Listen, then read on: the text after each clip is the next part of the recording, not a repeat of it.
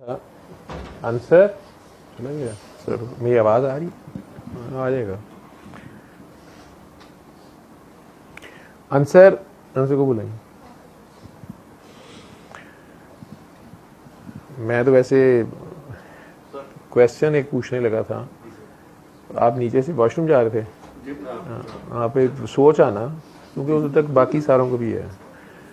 क्योंकि आप सारे मेरे साथ बैठते हो, दुआ के लिए दुआ भी होती है, बातें होती हैं, क्वेश्चंस आते हैं। इस मरतबा तो बहुत ही ज़्यादा इन्होंने कहीं नंबर दे दिया, क्वेश्चंस ही बहुत ज़्यादा आए हुए। तो मैं अपनी अकल समझ और तजर्बे के बेस पे जितनी डॉक्टरी ज़ुबान में बोल सकता हूँ बोलता हूँ। लेकिन एक सवाल मेरे पास है, मैंने आप लोगों से भी और जितने बाहर भी बैठे हैं नहीं आए हुए उन सब से मैं भी एक सवाल पूछना चाहता हूँ। मुझे जवाब अभी चाहे ना दें, आप सोच के दे दें, आधा घंटा सोच के दे दें, सारा दिन सोच के दे दें, कई महीना सोच के दे दें, तो उसका मुझे जवाब चाहिए। हर बंदे के लिए इंडिविजुअल है। उन लोगों के लिए जो बहुत ज़्यादा, मतलब एक तरीका इलाज है बाबा जी का, सूरह रहमान सुन लें दुआ करके। मेजॉरिटी को, जो हम सारे आप सब भी बताते हैं, फैज़याब हुए या ज़िंदगी में या आपके प्यारों में से कोई हुआ तो आपकी अटैचमेंट हो गई, फिर कहा गया कि आप भी आगे बताएं। अपनी अपनी मकदूर बर कोशिश से आप इस तरीका शिफा को या इस मैसेज को आगे फैला रहे हैं। लेकिन बाबा जी का भी बार बार मुझे कहना था कि यार गोडे गिट्टे चूमने वालों से बचना, या अपने बारे में हमें भी कहते थे कि यार मेरे बुत के एजाज से फारिग रहो, या मेरे से एक बार मिल लिया है काफ़ी है, बस अब ये काम आगे करो, बार बार मिलना ज़रूरी नहीं है। लेकिन आप में से काफ़ी लोग ऐसे हैं जो बार बार मिलना भी चाहते हैं, इधर भी आते हैं, बल्कि ज़िद होती है कि आना ही है। मैंने पिछली बार एक दो काकों की तबीयत ज़्यादा ख़राब हुई थी, धमाल में चले गए। काके आपने देखा होगा कम जाते हैं धमाल में, लेकिन काके जब ज़्यादा जो चले गए या जिनका हुआ, मैंने उन्हें बाद में या नहीं कहा, उन्हें बाद में कहा कि यार आप ना मेरे से पूछ के आया करो, यानी आपकी हालत का मुझे अंदाज़ा हो, आप ऑलरेडी ओवरडोज हो, इसका फ़ायदा नहीं है, प्रैक्टिकल काम करो, ठीक है। उनमें से एक के तो इतने रोते धोते कि सर मैं खुदकुशी कर लूँगा अगर आपने अपने दर से मुझे धक्का दे दिया। मैं कहा यार मैंने धक्का नहीं दे दिया किसी दर से, कुछ भी नहीं है। मैं आपसे ये कह रहा हूँ कि आप ये दुआ आगे बताओ, प्रैक्टिकल करो, बीवी बच्चों के साथ प्यार से रहो, घर के हालात को ठीक करो, लेकिन तुम अभी फ़िलहाल वहाँ आगे सारी रात बैठे रहना, बीच में कोई कलाम पड़ रहा है, किसी बात पर अचानक तुम्हारी चीख निकलती है और तुम्हारा दर्द हर एक को नहीं पता, तुम्हारी फ्रीक्वेंसी सेंसिटिविटी क्या है, तुम्हारी हालत ये हो जाती है, इसको भी हफ्ता लगता है ठीक होने में। तो इस एनर्जी को, इस ताकत को, इस सेंसिटिविटी को, इस एहसास को प्रैक्टिकली अप्लाई करो तो आगे काम करो, ठीक है। बहरहाल वो बड़ी मुश्किल, पता नहीं वो, उसने ज़ाहिर बात है जब मैंने आखिर में कहा यार मेरा हुक्म है तुमने नहीं आना, तो वो रोते धोते उसने फ़ोन बंद कर दिया। लेकिन वो खुदकुशी की जो बात कर गया, मैं डरता ही रहा, मैं क्या बेवकूफ़ी ना मार दे। लेकिन कहने का, क्योंकि वो गलत परसीव कर रहा था कि मेरी कोई गलती है, अगर मेरी कोई गलती है, मैं कहा भाई तेरी नई गलती है, मैं आप नाराज़ है, मैं कहा भाई नहीं नाराज़ हूँ। तो इसी तरह एक दो काकियों को मैंने मना किया यहाँ आने से, या एड्रेस ही नहीं दिया, फिलहाल उन्हें पता नहीं था। उन्होंने ये बेवकूफ़ी मार दी कि मतलब यूँ समझ लें कि चूँकि मैं सरकारी मुलाजिम भी हूँ, तो मेरे ऊपर मिनिस्ट्री ऑफ हेल्थ है, उसमें सेक्रेटरीज़ हैं, डिप्टी सेक्रेटरीज़ हैं, मिनिस्टर्स हैं, ये कुछ ऐसा पहले की बात है। तो वो मुझे नहीं पता था वो उनमें से किसी की बेगम की सहेली थी या पता नहीं किसी की बेगम थी या क्या थी। वो आज तक मैं भुगत रहा हूँ कि उन्होंने अपनी तरफ से शिकायत लगाई, उन्होंने मुझे वहाँ जाने नहीं दे रहे। उधर से मेरे भी बड़ों को कहा गया, ज़ाहिर बात है प्रिंसिपल को कहा। वो तो जो भी हुआ, लेकिन उन साहब का फिर डायरेक्ट मुझे फ़ोन आ गया, तो मैंने उन्हें पोलाइटली बताया कि जी ये काम ऐसे है ऐसे है, तो उनका आना बस उन्हें कि वो खुद मेरे से बात कर लें। उन साहब ने उस बात को इतना पर्सनल लिया कि मैं अभी तक सफ़र कर रहा हूँ, यानी एक किस्म की एक फाइल जो कागज़ ही करना है ना, वो कागज़ ही नहीं लभदा पिया, ठीक है। मुझे इससे भी कोई फ़र्क नहीं पड़ता, ठीक है। उन काकी जी को बाद में समझ आई, माफ़िया मांगती रही, जो भी हो गया। कहने का मकसद ये है कि सारे के बाद ये जो इस काके का पिछले हफ्ते फ़ोन जो आया, मतलब काकों से कम ही इस तरह का प्यार मोहब्बत इस लेवल की एक्सप्रेशन की बात, लेकिन वो फिर उसकी बेगम का आ गया कि ये की कर देता जे की ये साढ़े लिए अज़ाब आ गया, ये वो मुझे 3-4 दिन लग गए उसको सेटल करते। तो सवाल मेरा ये है कि वो क्या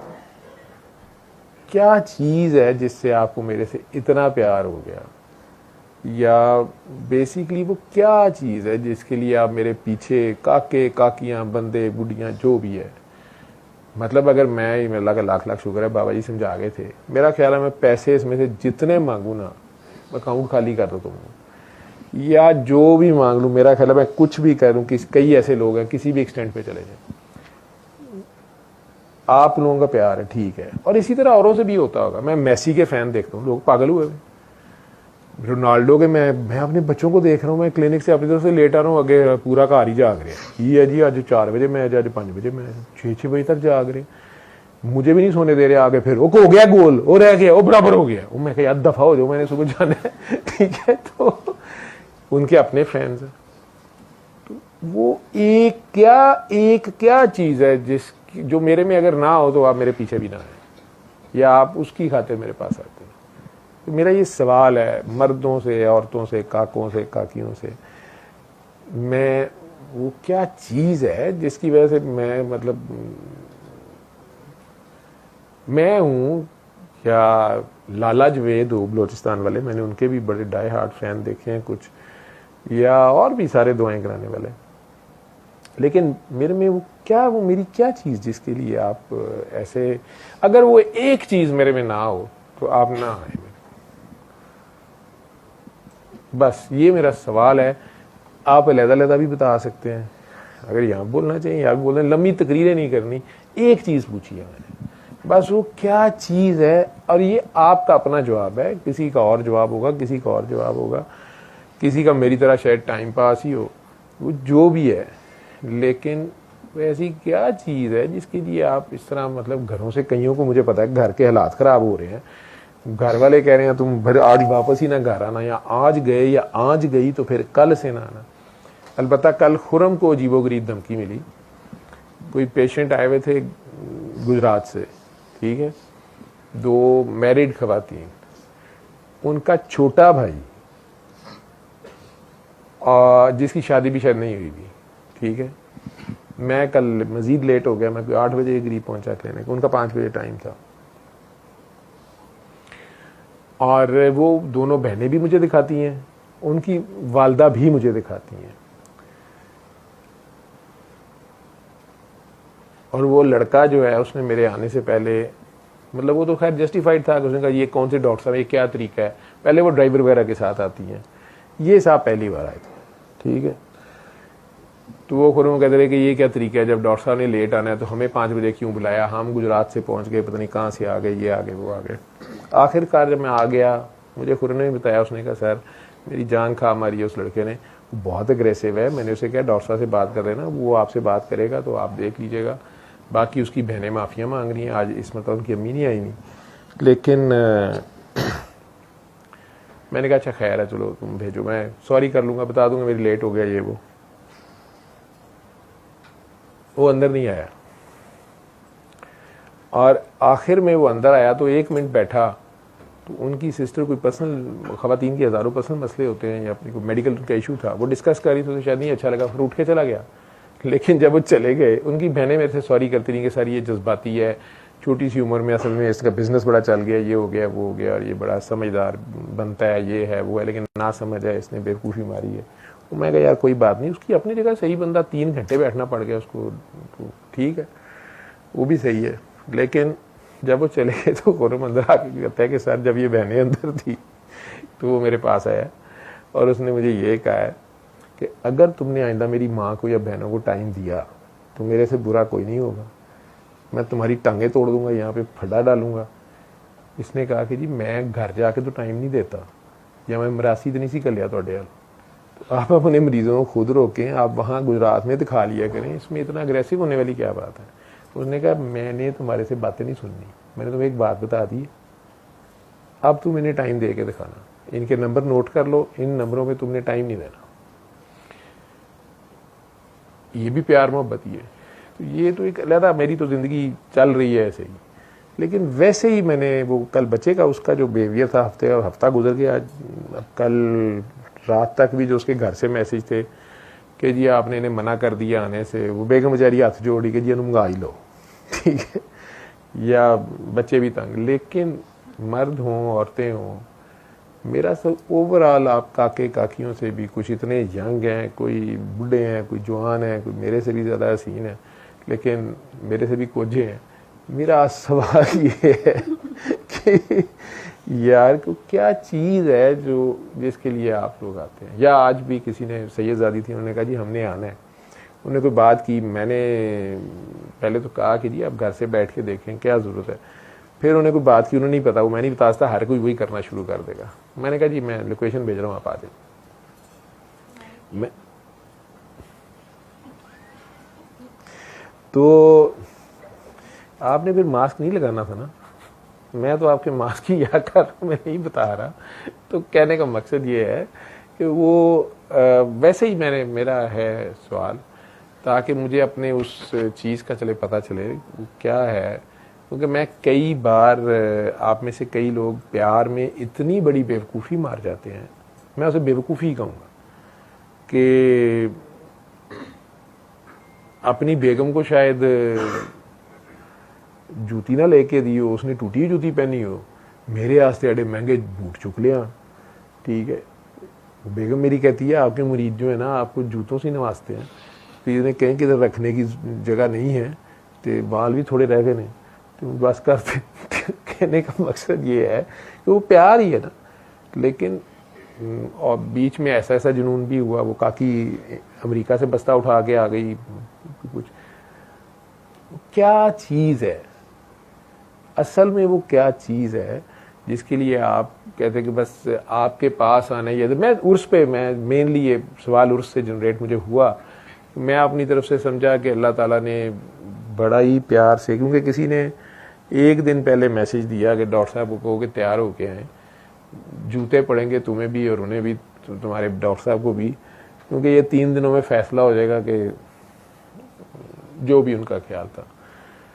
अरे थे 200-250 बंदा ਜਿਹੜਾ ਉਹਨਾਂ ਨਾਲ ਆਂਦਾ ਹੋਏਗਾ ਤੇ बाबा जी उन्होंने आप ही उन्होंने जवाब दे देंगे। बाबा जी ने जो जवाब दिया वो ऐसा खूबसूरत जवाब था कि वो मैंने तो किसी को क्या कहना है।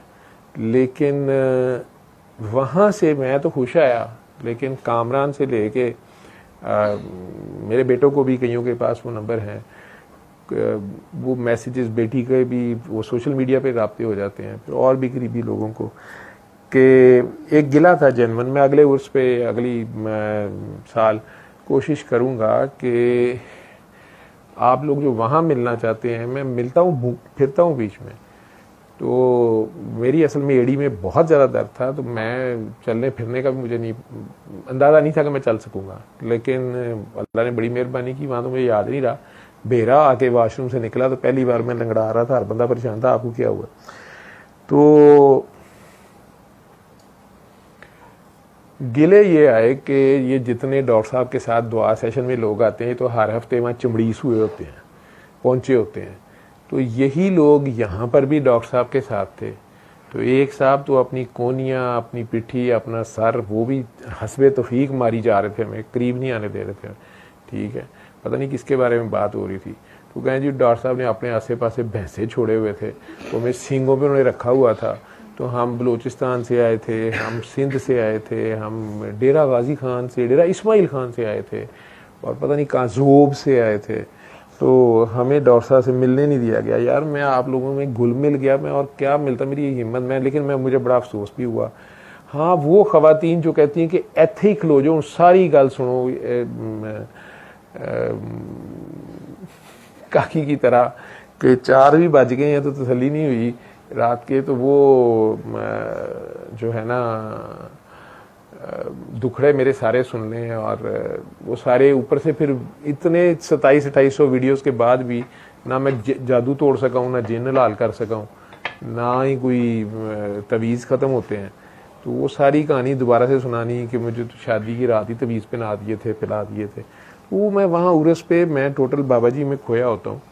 मेरी सारे साल के बाद एक अजीब सी मेरी वो फीलिंग होती है वहीं पे। तो वो मैं उस तरह कहानियाँ तो नहीं सुन सकता, मिलने को तो मैं सारों को मिलता हूँ। हाँ, 1 बाय 1 अब 3-4 हज़ार बंदे को मैं किस तरह मिलता, मैं मुश्किल काम है। लेकिन बहरहाल अगर आप लोगों में किसी की दिल आज़ारी हुई है, करीबी लोगों, करीबी तो कोई भी नहीं थे मेरे, वो ऐसे नहीं है कि कोई आप लोग दूर के हैं और ये लोग करीब के हैं। इनकी ज़रा हजामत ज़्यादा होती है, इनकी शरारतें ज़्यादा ही काबू करके पहले रखे होते हैं, ये हैं। बाकी मैं कोशिश करूंगा वहाँ भी आप सब लोगों से मिल लिया करूं। लेकिन ये सवाल मेरे अंदर पैदा हुआ कि क्या चीज़ है जिसके लिए लोग ऐसे करी जा रहे हैं। मैं ऑनेस्टली मैंने सोचा कि मैं कोई गलती तो नहीं कर रहा, मैं खुद कोई ऐसी आयत पढ़ रहा हूँ, कोई ऐसी हरकत कर रहा हूँ कि लोगों को मैं मैसेज से हटा के अपने ऊपर ला रहा हूँ, ये क्या है। प्रोफेसर की एनसीए के प्रोफेसर की आखिर च वारी होनी चाहिए, तुसी आर्टिस्टिक जिहा जवाब देना है, बिल्कुल ही साइंस के तरीके। ओए हो दियो जी, मौलवियां को ना मुराई मैनू, बस गल करी जे सच्ची दिल की बात, to the point. Sir to the point ही बात है, क्योंकि ना कल से ना ये सीने में ये चीज चल रही थी बार बार, ठीक है। पता नहीं किसी को समझ आए ना आए, और गुस्ताखी माफ अगर गुस्ताखी होगी तो। और उससे भी ये बात समझ आ गई थी मुझे कि नारा सफदर या जावेद, नारा सफदर या जावेद, ये हमें डिफरेंशिएट करता है, नारा सफदर या जावेद। नहीं नहीं भाई, तेरी मेहरबानी, तू और मरवा सानू, तू तो पूरा फसादी फिरका परस्त है। तेरी मेहरबानी, ये सादा जवाब दो, जो देना जे, नहीं देना तो रहने दो। गोलियां ना कराओ मैनू, जलेबियां ना खुआओ, ठीक है। शायरो शायरी नहीं, बस तेरी जवाब हो गया, तेरी मेहरबानी भाई, रहने दे, ठीक है। अब हाँ जी, मैं अगर अपनी बात करूं तो मेरे ख्याल में मेरे लिए अल्लाह और अल्लाह के नबी की मोहब्बत बहुत रीइंफोर्स हुई है। यही जवाब था जो मेरे दिल में, जब आपने मेरे से सबसे सवाल किया तो मेरा जो पहला जवाब था, दिल की आवाज़ थी मेरी, वो यही थी कि अल्लाह और अल्लाह के नबी की मोहब्बत वो एक ऐसी चीज़ है जो पहले तारुफ तो था, लेकिन यहाँ पे आके एक बिल्कुल एक नया एंगल मिला था, और अहले बैत की मोहब्बत। हाँ, ये चीज़ मुझे कुछ उलमा ने स्पेसिफिकली कॉल करके या मिले हैं कहीं, तो उन्होंने कहा है कि डॉक्टर साहब, ए मॉडर्न क्लास ते अमीर लोगों नूं, पढ़े लिखे लोगों नूं, इन्हां नूं जिहड़ा तुसीं घेर के अल्लाह रसूल दा दसदे हो ना, यह सानूं दस्सिओ इन्हां नूं घेरिया किंज है, ठीक है। तो मैं कहा जी मेरा यही कि नहीं, राज बताएं। मैं कहा राज ही है कि मैंने नहीं घेरा, मुझे तो पता ही नहीं है, मैं एक तरीका इलाज बता रहा हूँ, सूरह रहमान का बता रहा हूँ, मुझे तो पता ही नहीं है। उन्होंने कहा नहीं जी नहीं, यह क्लास जी है, यह तुहाडे काबू किवें आई है, ठीक है। तो आप माशाल्लाह कह रही हैं कि अल्लाह सरकार की, पंचतन पाक की, अहले बैत की मोहब्बत, अगर ये मेरे से ना, आपको उसका कोई एहसास हुआ इसलिए आप आते हैं, तो इसका मतलब है कि आपकी आंखों का पानी भी ये बता रहा है कि असल में तो आपको अल्लाह, अल्लाह के रसूल और अहले बैत से मोहब्बत है। उनका जिक्र करते हुए मुझे आपने देखा या कोई बात करते देखी, या उनकी, या आपका ध्यान मेरी किसी बात से उधर चला गया, ये कह रही है, ठीक है। तो अगर ये मैं बातें ना करूं तो आपका मेरे में कोई इंटरेस्ट नहीं है, ठीक। आपका ये जवाब है, ठीक। तो असल में तो आपको अल्लाह से मोहब्बत हुई ना, अल्लाह से, अल्लाह वालों से, अल्लाह के प्यारों से, तो आपको प्यार उनसे है, मेरे से नहीं है, इस बुत से, इस डॉक्टर जावेद से, ये इसमें और कोई कमाल नहीं है। There are millions of doctor Javed, कई डॉक्टर, एलोपैथी के डॉक्टर, आईसीयू के डॉक्टर्स फिर रहे हैं। मुझे जो आप पसंद आया, मतलब एक कम से कम क्लैरिटी है इसमें, स्ट्रेट फॉरवर्ड है, लगी लिपटी रखे बगैर। ठीक है जी, आपके पास माइक है वो। जी सर। आप भी कुछ बोलना चाह रहे हैं या वॉशरूम जाना था? नहीं सर, वन लाइनर एक बस एक बात है वो मेरा सर शायद आपको पसंद आए, लोगों को पसंद आए, हर एक अपनी जर्नी अपनी अपना उसका एक्सपीरियंस है। मेरी सर एक दुआ थी जब अबूजान, आपको पता है अल्जाइमर्स पे जब पहले डायग्नोज हुआ था 17-18 एट दैट टाइम, और उस वक्त मैंने आसमान की तरफ दुआ की थी कि अल्लाह मियाँ तूने मेरे बाप को बीमार कर दिया है, अब मुझे कोई लगाम डालने वाला नहीं है। काफ़ी अर्से बाद आपसे मुलाकात हुई और मेरे साथ सर मैं बड़ा प्रैक्टिकल बंदा हूँ, क्योंकि आपको पता है स्टॉक एक्सचेंज में काफ़ी अर्सा 21 साल की उम्र से मैं लगा रहा हूँ और काफ़ी कंपनीज में मल्टीनेशनल्स में भी काम किया है as an analyst. Very clear एक माइंड, एक प्रैक्टिकल, एक कोई स्पिरिचुअल कोई चीज़ मेरे में नहीं थी, ना है, ना मैं मानता हूँ, ना मैं अगर आप कहते हैं कि मैं सूरह रहमान से ठीक हुआ, जहाँ पे लोग जो बैठे हुए हैं, नहीं, दैट इज़ नॉट ट्रू। मैं सूरह रहमान से ठीक नहीं हुआ। सूरह रहमान से, हाँ, मेरी माँ नेक थी, मेरी माँ सूरह रहमान से ठीक हुई थी, इसके बारे में वो वीडियो भी पूरी पड़ी है मस्त हीलर्स पे। पहले शुरू में मैं हैरान होता था कि किसी 3 दिन सूरह रहमान सुनी और ठीक हो गए, मुझे तो पूरे 6-7 साल लगे। और अनलर्न करना फिर रीलर्न करना, आपको याद होगा कि सर्विसेज में दुआ सेशंस में जब मैं काफ़ी अर्सा, तो मैं कमरे के अंदर नहीं आता था, कभी आता था, कभी बाहर ही बैठता था कुर्सी के बाहर, वहीं से आपको देखता था। तो मेरी एक ग्रूमिंग सर एज सच आपके साथ रह के शायद अल्लाह ने करम कर दिया। मैंने काफ़ी कुछ अनलर्न किया है, लर्न किया है, और ओबियन से के बाद मेरे गंद समेत मुझे जिसने गले लगाया है या साथ मेरे कोई खड़ा हुआ है, तो वो एक ही शख्स था। मेरी ज़ात पे बहुत बड़ा एहसान है।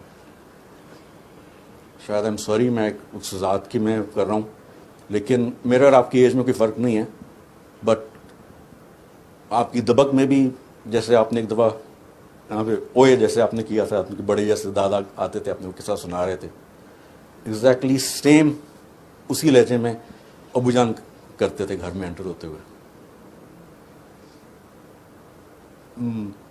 बस सर, क्योंकि मुझे याद है मेरे साथ किसी ने कोई साथ नहीं दिया। जॉब भी शुरू की एट 21, तो लोगों के बाप, ताया, चचा, मामा, क्योंकि सेल्स में था, कस्टमर्स और क्लाइंट्स लाने होते थे, तो वो उनके लिए सब हेल्प आउट कर रहे होते थे, मेरे लिए कोई नहीं होता था। तो मैंने अपने ही रूल्स बनाए, अगर एक बुराई करनी है तो 2 नेकियां उसके बाद करनी है, और करते करते गंद में चला गया था काफ़ी। अल्लाह के बाद आपको पता है सारा कुछ,